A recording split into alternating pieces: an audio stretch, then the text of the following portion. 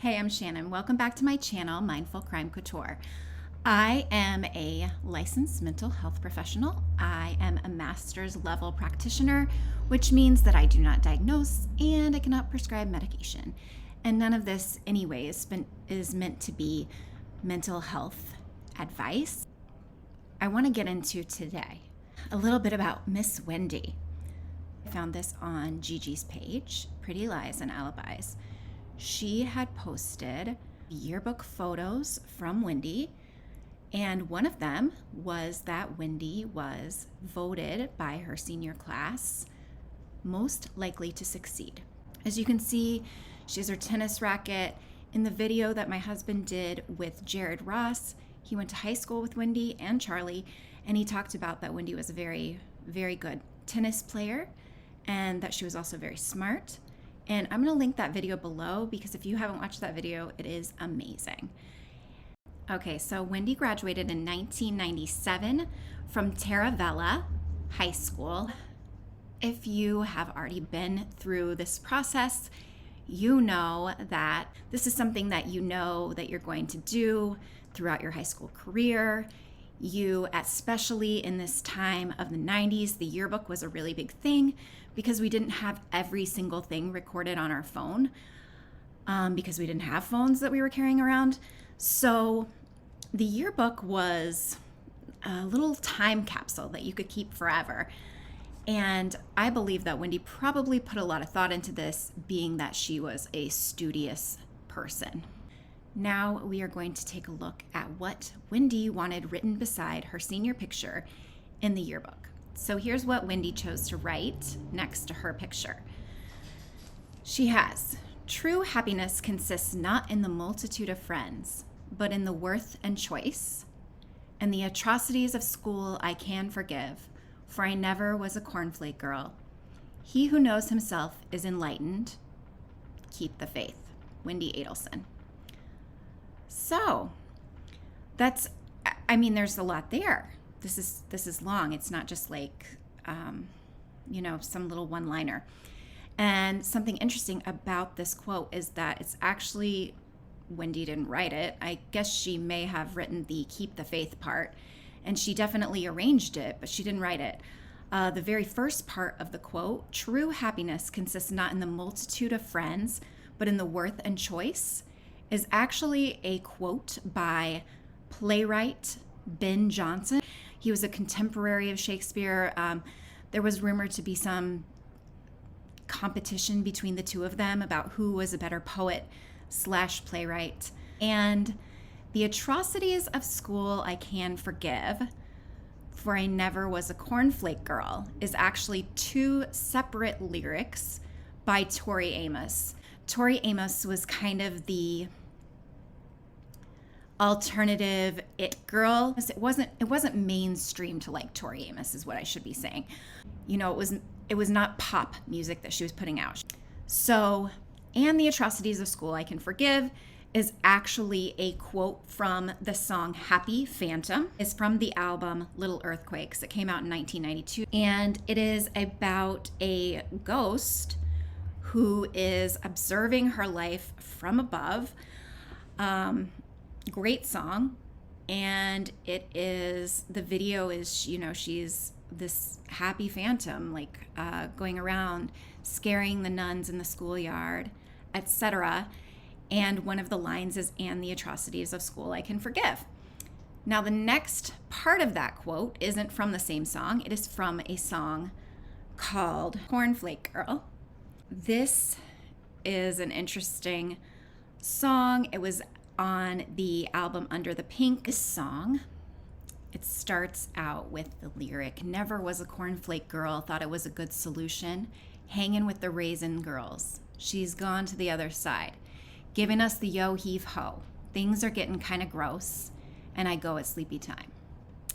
So Tori Amos was interviewed, profusely about this in her indie lyrics all the time. People wanted to know, what does she mean by what she's saying?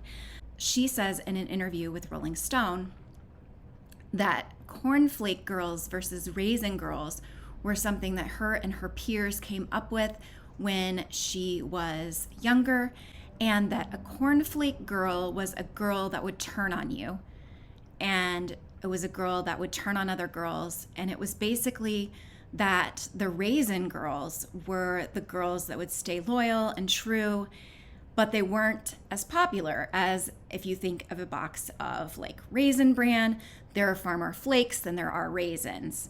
Interestingly enough, Tori Amos was in a cornflakes commercial or a Kellogg's commercial for flakes and raisin cereal. Between four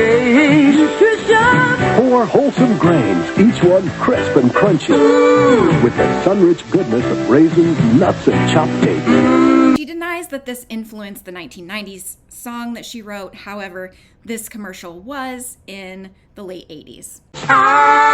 Just right. Tori says also in this interview with Rolling Stone was influenced by her, not only this, saying she had as a girl, but also because she had just read Possessing the Secret of Joy by Alice Walker, and she was horrified specifically by the depth of female involvement in close females betraying other members of their family or friends, other female members of their family or friends, by leading them into atrocity of female genitalia mutilation in Africa.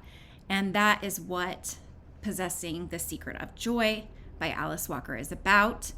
And so Tori, combined those two things and wrote Cornflake Girl. Now, the very next part of Wendy's quote is, "He who knows himself is enlightened." And this is by Lao Tzu. And Lao Tzu is an ancient Chinese philosopher. And this is actually only half the quote. She doesn't give us the entire quote with this. She ends it with "keep the faith," which is not attributed to Lao Tzu or any of these other people above them. That leaves off the beginning of the quote. The beginning of the quote is actually, "He who knows others is wise. He who knows himself is enlightened." So she just chose that, "He who knows himself is enlightened." And then she ends with "keep the faith" and her name. So what are my speculations about this? Of course, everyone's going to be looking at this like, are you seriously, analyzing what she wrote in her high school yearbook, Shannon? I, wrote some weird thing too. Yes, because I find it interesting. And because Wendi is a person who takes herself pretty seriously. And we know from her friend, Jared Ross, that this is not something new, that she had always taken herself seriously. She was a very serious student. She got into Ivy League. She was a high achiever athletically as well as academically. And she enjoyed the privilege of looking very attractive as well. So although there are a variety of explanations in personality theory, most experts agree that within personality theory, that an individual's personality is solidly established by the end of childhood, by the end of early childhood. So if we think from that framework and we look at this, what is Wendi trying to tell us? Because clearly this is something that she made for us. She made for an audience. She wrote this for an audience. She did not write this in a journal. So let's dig into what I think about this. The very first thing, which is interesting to me, is that it's like this pastiche or like a collage of all these different thinkers. She has a playwright. She has a poet / lyricist / musician. Really reminds me of when you go to your friend's house, or especially if you went to your friend's house in the 90s, and they have a bulletin board above their desk, and it has this pastiche of ephemera that's from their life, like ticket stubs from concerts and a Polaroid from, their grandma holding them and then blowing out candles on a cake when they're little. And it's just these little tiny snippets of their entire life collage for anyone in the public to see, but also because it has meaning to the person who collaged it. So these things have meaning to her. And the interesting thing to me is that, number one, it's cryptic.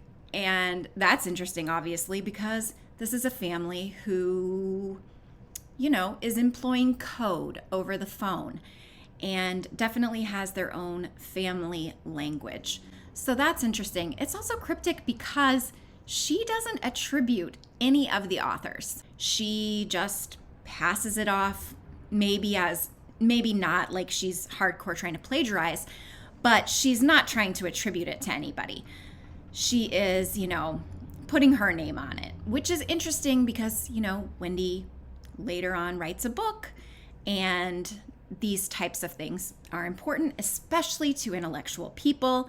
That credit is given. So it's just interesting little tidbit, I thought.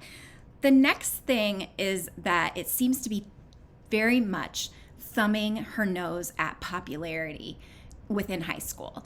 I mean, we're all pretty bizarre. Some of us are just better at hiding it, that's all. Not about the number of your friends. It's about the quality and the worth of the choice of your friends. And then she says she's not a cornflake girl and that there have been atrocities in school, and cornflake girls we know turn on other girls. So she's basically saying, she just has a very limited amount of friends, but they are raisin girls together. They are better and they are worth much more. And that by knowing that, she's enlightened. And after the ellipsis, keep the faith. Maybe she's saying that to those of us who aren't as enlightened as her, or maybe she's saying that to underclassmen. The other thing that's interesting is that she really wants to be original, and it's nothing that anybody else could come up with. So I feel that that's really like she wants to be like, hey, I'm an individual. And typically, and I feel like I can say this because I also was a Tori Amos fan, this is kind of similar of the type of people who liked Tori Amos in high school. We wanted you to know that we weren't like other girls. We were different. We were individuals. We were artists. We had deep thoughts. We had much deeper thoughts. Another thing about it that's interesting is that not just being cryptic, but she's trying to be a little clever as well. Where did everything else come from? You kind of have to figure it out. And that she already knew all of those things, I think made her feel a little bit more clever, more superior, more intellectual than maybe her peers who were just, writing something funny. But the last part of the statement is claiming that if you know yourself, as she may be claiming with this statement, you're enlightened. And enlightenment is a state that is definitely superior and more mature than people who aren't enlightened. And so I just thought that that was an interesting moment, especially when she says, keep the faith at the end, because, she's leaving something for the people behind her who aren't as enlightened as her. So now that we've kind of gone through this collage of high school Wendy's public thoughts, I wanted to highlight just a few creepy details. Okay, I am aware that these have nothing to do with anything, but one creepy detail from this little conglomeration that Wendi has placed in the yearbook for all of time is that the song Happy Phantom has some very interesting lyrics. In my last video, which I also have linked below in the description, about the enmeshment of the Adelson family, I also talked briefly about when an enmeshed mother-daughter relationship happens, it often presents as the daughter having a fear of intimacy. So the Happy Phantom song in itself was an interesting choice when you correlate with that, because the Happy Phantom is observing the world from the outside, no longer in the world, and not really engaging with it in the same way that the people who are alive are. So they're detached, they have a sense of longing, but they're not intimately connected. Lastly, I think that some of these lyrics you should definitely listen to. Happy Phantom, I know that I said I'm a Tori Amos fan, but it's worth listening to, especially with the hindsight that we have now on this, that she chose this song or a part of this song. So in the beginning of Happy Phantom, the lyrics are more of a general you, as if we're all going to die, you know. Time to be a ghost. Every day we're getting closer. The sun is getting dim. Will we pay for who we've been? But then it moves into the specifics. And it says, the time is getting closer. Time to be a ghost. Every day we're getting closer. The sun is getting dim. Will we pay for who I've been? And I can only say, Wendy, I hope you do pay for who you've been. I hope you have exactly the life that you deserve. Thank you all so much for coming into my channel again and for being so supportive. Please check out the videos that I've linked below and all the creators that have helped me out linked below as well. Thank you so very much. Please like, share, subscribe, save, comment. I love getting comments, and I will catch you on the next one. Thanks. Bye.